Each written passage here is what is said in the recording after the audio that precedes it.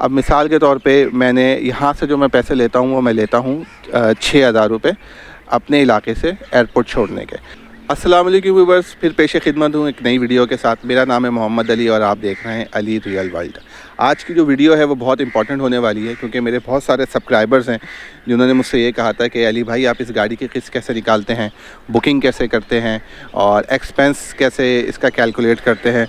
तो मैं इस वीडियो में आज आपको एक पूरी डिटेल बताने वाला हूँ।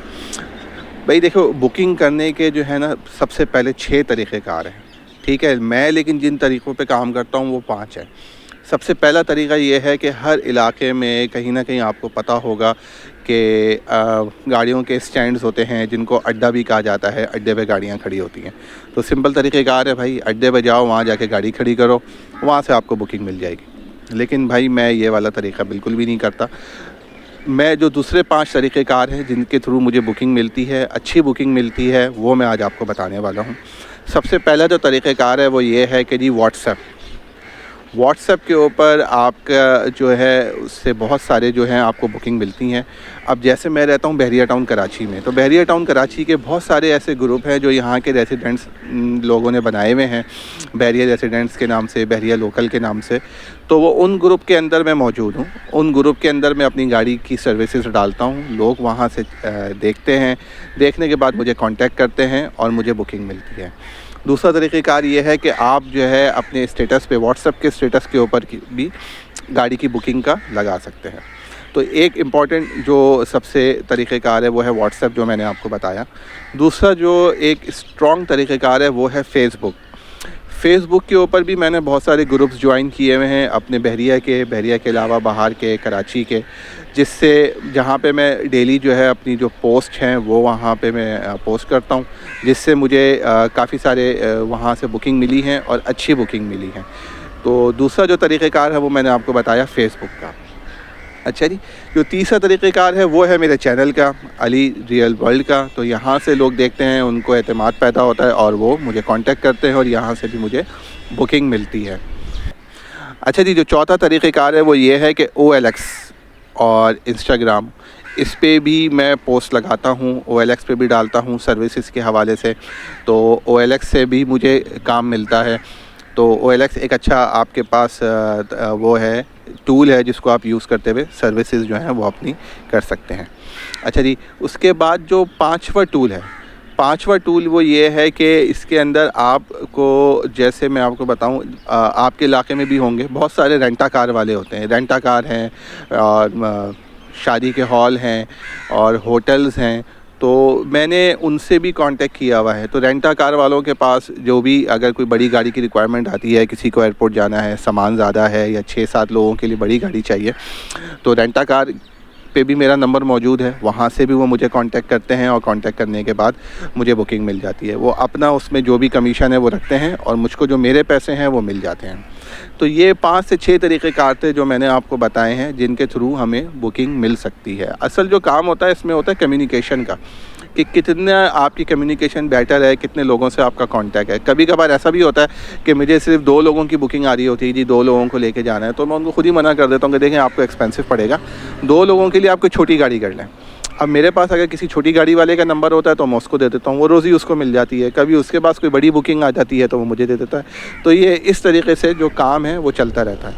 लेकिन जो मेन एक और इम्पॉर्टेंट बात है जिससे जो कस्टमर बनता है, रिपीट होता है और बार बार आता है, क्योंकि मेरे जो अमूमन कस्टमर हैं वो सब यानी कि रिपीटेड कस्टमर हैं। आप कस्टमर के साथ प्रोफेशनल रहें, उनको किसी अंधेरे में ना रखें। उनसे ये ना हो कि जी आपने 5,000 की बुकिंग करी, आप बोले जी रश ज़्यादा था, मेरा AC ज़्यादा चला है, तो आप मुझे 6,000 रुपये दें या 7,000 रुपये। इस तरह जब भी हम काम करेंगे हमारा जो काम है वो ख़राब हो जाएगा। वो उस वक्त तो पैसे दे देगा, लेकिन नेक्स्ट टाइम क्या होगा वो हमारे पास नहीं आएगा।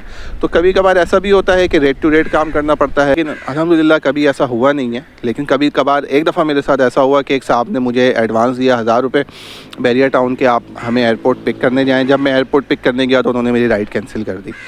तो लेकिन ये भी काम का हिस्सा है, कभी कभार ऐसा भी आपके साथ होगा, क्योंकि अगर आप ट्रांसपोर्ट के बिज़नेस में आ रहे हैं और ये काम करना चाह रहे हैं तो सारी चीज़ें आपको मालूम होनी चाहिए।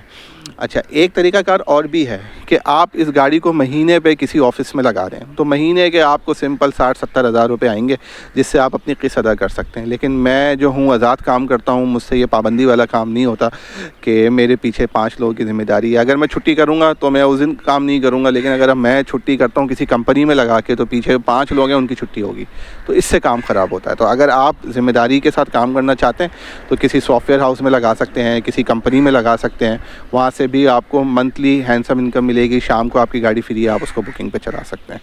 तो ये वो स्टेप्स हैं जिसके थ्रू आप अर्निंग कर सकते हैं। मैं जिन 5 तरीक़ेकार से अर्निंग करता हूँ वो मैंने आपको बताई है।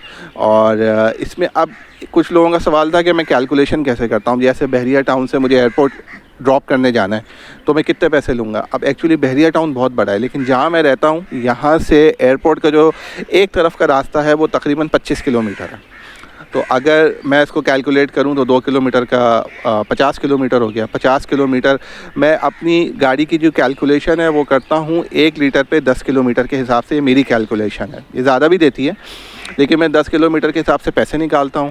अब मिसाल के तौर पे मैंने यहाँ से जो मैं पैसे लेता हूँ वो मैं लेता हूँ 6,000 रुपये अपने इलाके से एयरपोर्ट छोड़ने के। अब इसके अंदर आप 50 किलोमीटर है, तकरीबन 10 किलोमीटर का मैं एवरेज निकालता हूँ। 10 किलोमीटर के हिसाब से जो पैसे बनते हैं मेरे पेट्रोल के, तकरीबन 1200-1500 रुपये, वो आप कैलकुलेट पहले कर लें कि जी वो निकालें। उसके बाद हम जब यहाँ से जाते हैं तो टोल टैक्स आता है, 50 जाने के 50 आने के, 100 आप वो निकालें। फिर एयरपोर्ट आप जाते हैं, वहाँ पे पार्किंग के 130 रुपये लगते हैं, वो आप निकालें। तो ऑलमोस्ट जो हमारा ख़र्चा आता है वो आता है उसके ऊपर 1700-1800 रुपये। लेकिन उसके बाद गाड़ी की मेंटेनेंस भी तो है। आप गाड़ी जब चल रही है तो इसको ऑयल भी चलेगा, इसके टायर भी घिसेंगे एट द एंड, वो भी तो आपको निकालना है ना। तो मैं उसके अंदर 400-500 रुपये गाड़ी की मेंटेनेंस ऐड करता हूँ, और ऐड करने के बाद सामने वालों को रेट बता देता हूँ। मैक्सिमम 3,000-4,000 रुपये की बचत हो जाती है एक चक्कर में। कभी कभार ऐसा भी होता है कि दिन में 2-2 चक्कर लग जाते हैं, 3-3 चक्कर भी मैंने लगाए हैं एयरपोर्ट के। लेकिन वो काम के ऊपर डिपेंड करता है। अब पहले रमज़ान से कोई काम नहीं आया, गाड़ी खड़ी हुई है, तो लेकिन अगर आप आना चाह रहे हैं इस फील्ड में और किस्तों पे गाड़ी लेना चाह रहे हैं तो कम से कम आपके पास 3 से 4 महीने का बैकअप होना चाहिए किस्त अदा करने का, कि अगर आप किसी महीने किस्त अदा नहीं कर सकें तो आपको जेब से किस्त अदा करनी पड़े। तो ये एक छोटी सी वीडियो थी, मुझे उम्मीद है कि आपको पसंद आई होगी। अगर पसंद आई है तो मेरे चैनल को सब्सक्राइब कर दें, लाइक कर दें, ताकि हर आने वाली जो वीडियो है वो आपको मैं बता सकूं, अपडेट्स दे सकूं। तो अपना ख्याल रखिएगा, इंशाल्लाह फिर हाज़िर होंगे एक नई वीडियो के साथ। अल्लाह हाफ़िज़।